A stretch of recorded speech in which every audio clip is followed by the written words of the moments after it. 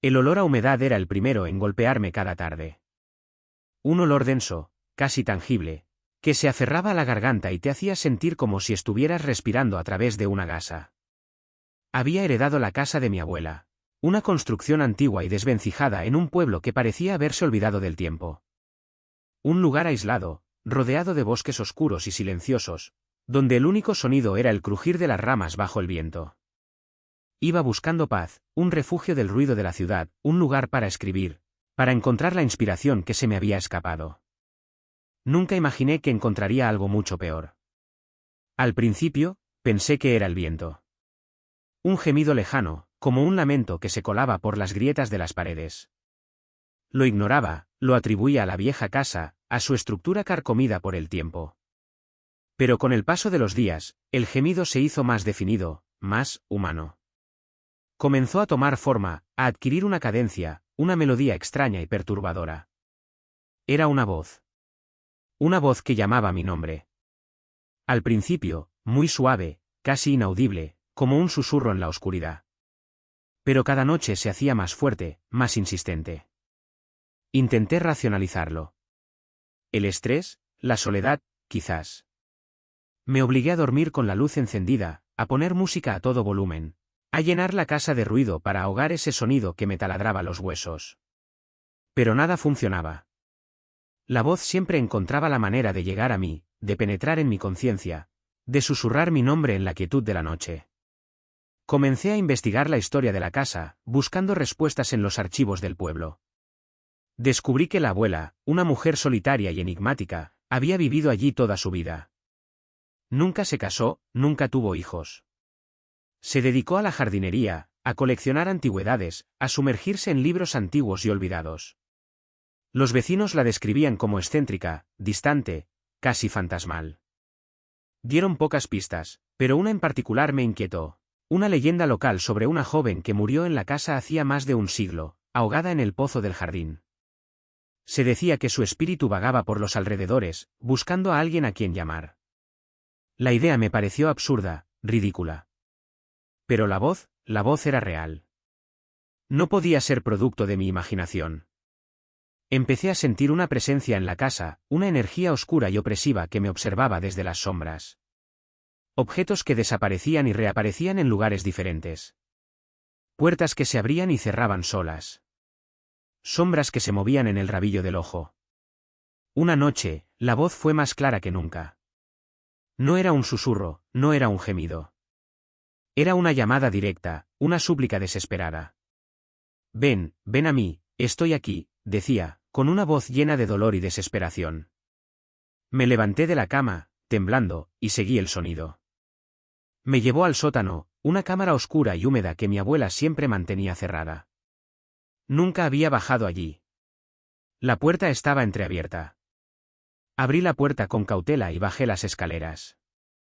El olor a humedad era aún más intenso allí abajo. El aire era pesado, cargado de una energía extraña. En el centro del sótano, había un viejo pozo de piedra, cubierto por una tapa de madera podrida. La voz venía de allí. Me acerqué al pozo y me asomé. La oscuridad era absoluta.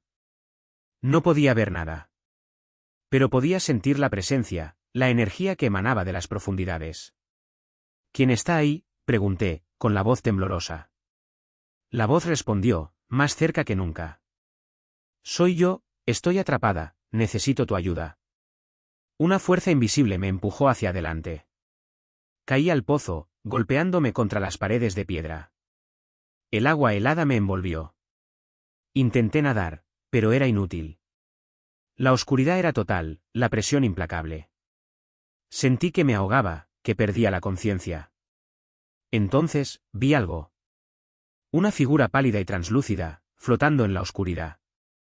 Era una joven, con el rostro demacrado y los ojos llenos de tristeza. Me miró fijamente, con una expresión de súplica. «Ayúdame», susurró. «No puedo salir de aquí, estoy atrapada». Intenté responder, pero no pude emitir ningún sonido. La oscuridad me consumía. Sentí que me arrastraban hacia las profundidades, hacia un lugar desconocido y aterrador. Y entonces, escuché la voz por última vez. No era una súplica de ayuda. Era una burla. Una risa fría y despiadada que resonó en mi cabeza. Bienvenido, dijo la voz, con una sonrisa macabra. Ahora eres uno de nosotros. Desperté en mi cama. El sol entraba por la ventana. Todo parecía normal. Pero algo había cambiado. Sentía una presencia en la casa, una energía oscura y opresiva que me observaba desde las sombras. Y escuché la voz. No era una voz lejana, no era un susurro. Era una voz que venía de dentro de mí. Ven, ven a mí, estoy aquí, decía, con una voz llena de dolor y desesperación. Y supe que nunca escaparía de la casa. Nunca escaparía de la voz. Porque ahora, la voz era parte de mí. Script, la confusión reinó por unos segundos. ¿Había sido todo un sueño? ¿Una pesadilla vívida y horriblemente real? Me senté en la cama, empapado y tembloroso, tratando de recomponer los pedazos de mi mente. Examiné mis manos, buscando rasguños, moretones, cualquier señal física de la caída. Nada. La habitación estaba intacta, como si nada hubiera pasado. Pero la sensación de opresión, la presencia oscura, seguía ahí, más intensa que nunca. Bajé las escaleras con cautela, con el corazón latiéndome con fuerza en el pecho. La casa parecía diferente, más siniestra, como si se hubiera alimentado de mi miedo durante la noche. Cada sombra parecía alargarse, cada crujido de la madera resonaba como un presagio. Busqué a mi alrededor, desesperado por encontrar algo que me convenciera de que todo había sido una alucinación. En la cocina, encontré una taza de café medio bebida, con la leche ya cortada. La había preparado antes de acostarme. ¿Cómo podía haber estado allí mi taza, intacta, después de haber caído en el pozo? Volví al sótano, temiendo lo que encontraría. La puerta estaba cerrada con llave, como siempre. Miré la cerradura, buscando alguna señal de manipulación, de que alguien o algo hubiera entrado y salido. Nada. La cerradura estaba intacta, como si nadie la hubiera tocado. Pero la sensación de que algo estaba mal, de que algo me estaba observando, era abrumadora. Decidí volver a investigar la historia de la casa, buscando pistas que pudieran explicar lo que estaba sucediendo. Revisé los archivos del pueblo una vez más, prestando atención a cada detalle, cada nombre, cada fecha. Encontré algo que había pasado por alto antes. Un pequeño párrafo en un viejo artículo de periódico que mencionaba a la joven ahogada. Su nombre era Elara. Y según el artículo, no se había ahogado accidentalmente. Había sido asesinada. Su prometido, un hombre rico y poderoso del pueblo, la había empujado al pozo después de que ella amenazara con revelar un oscuro secreto sobre su familia. El crimen nunca fue resuelto. El hombre murió unos años después, sin confesar nunca su crimen. La información me golpeó como un rayo. La voz, la presencia, la sensación de opresión, todo comenzaba a tener sentido. Elara no buscaba ayuda. Buscaba venganza. Y ahora, me había elegido a mí como su instrumento. Empecé a sentir una conexión con Elara, una empatía profunda por su sufrimiento. Entendía su ira, su deseo de justicia. Y a medida que me acercaba a la verdad, sentía que mi propia voluntad se desvanecía, reemplazada por la suya. Las noches se volvieron aún más aterradoras. La voz se hacía más fuerte, más persuasiva. Me instaba a buscar al descendiente del hombre que había asesinado a Elara, a vengarle su muerte. Me mostraba imágenes de su sufrimiento, de su desesperación. Y yo, cada vez más débil, cada vez más vulnerable, sentía que me estaba dejando llevar. Una noche, la voz me reveló el nombre del descendiente, un hombre llamado Samuel Blackwood, un empresario adinerado que vivía en la ciudad. Me dio su dirección, su número de teléfono, todo lo que necesitaba para encontrarlo. La tentación era demasiado grande. Sentía que no tenía elección. Tenía que vengarle a Elara, aunque eso significara cometer un crimen. Salí de la casa y me dirigí a la ciudad. El viaje fue como un trance. No sentía ni pensaba, solo seguía las instrucciones de la voz. Llegué a la casa de Samuel Blackwood y la observé durante horas. Era una mansión imponente, rodeada de un gran jardín. Un símbolo de riqueza y poder. La voz me instaba a entrar, a confrontarlo, a hacer justicia. Pero algo me detuvo. Una pequeña voz en mi interior, una voz que aún luchaba por sobrevivir, me susurró: esto no es justo. No puedes hacer esto. No puedes convertirte en un monstruo. Dudé. Por primera vez en mucho tiempo, sentí que tenía una elección. Podía seguir las instrucciones de la voz y vengarle a Elara, o podía resistirme y recuperar mi propia vida. La voz se enfureció. Me gritó, me amenazó, me prometió dolor y sufrimiento si no obedecía. Pero yo me mantuve firme. Cerré los ojos y me concentré en la pequeña voz en mi interior. La hice más fuerte, más clara, hasta que ahogó la voz de Elara. Abrí los ojos y me di la vuelta. Empecé a caminar alejándome de la casa de Samuel Blackwood. Mientras me alejaba, sentí que la presencia oscura se debilitaba, que la energía opresiva se disipaba. La voz, una vez tan poderosa, se redujo a un susurro débil y distante. Sabía que no había escapado por completo.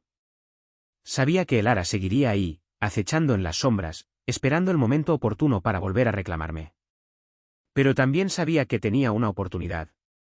Una oportunidad de recuperar mi vida, de sanar mis heridas, de encontrar la paz que tanto anhelaba. Regresé a la casa de mi abuela. Entré y miré a mi alrededor. La casa parecía diferente, más tranquila, más luminosa. Subí al sótano y me acerqué al pozo.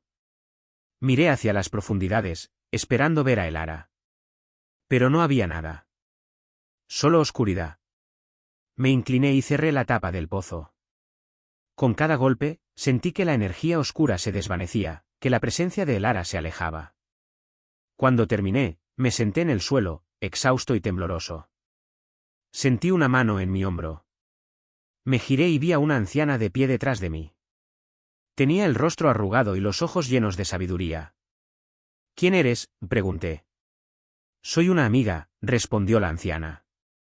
He estado observándote. Sé lo que ha estado pasando. ¿Puedes ayudarme?, pregunté. Ya lo has hecho, respondió la anciana. Has resistido a la oscuridad. Has recuperado tu propia voluntad. Eso es lo más importante. ¿Qué debo hacer ahora?, pregunté. Debes vivir, respondió la anciana. Debes encontrar la felicidad. Debes honrar la memoria de Elara, viviendo una vida llena de amor y compasión. Sonreí. Sentí que una nueva esperanza se encendía en mi interior. Gracias, dije. La anciana me devolvió la sonrisa y desapareció. Supe que nunca olvidaría lo que había pasado. Supe que siempre llevaría conmigo las cicatrices de la experiencia. Pero también supe que estaba vivo. Y que tenía una oportunidad de construir un futuro mejor. Salí de la casa de mi abuela y miré al horizonte. El sol brillaba intensamente. Los pájaros cantaban. El mundo parecía lleno de posibilidades. Y por primera vez en mucho tiempo, sentí que estaba en paz. Pero algo, muy en el fondo de mi mente, me decía que la historia no había terminado. Que Elara, o algo parecido, volvería a aparecer. Y que la lucha por mi alma, apenas comenzaba. Miré mis manos, y noté un pequeño tatuaje, que nunca había visto antes. Una flor marchita, y debajo, un nombre, Elara. La voz, ahora casi imperceptible, susurró: no te has librado de mí. El sol se ocultó tras las nubes, y una sombra oscura se extendió sobre el campo.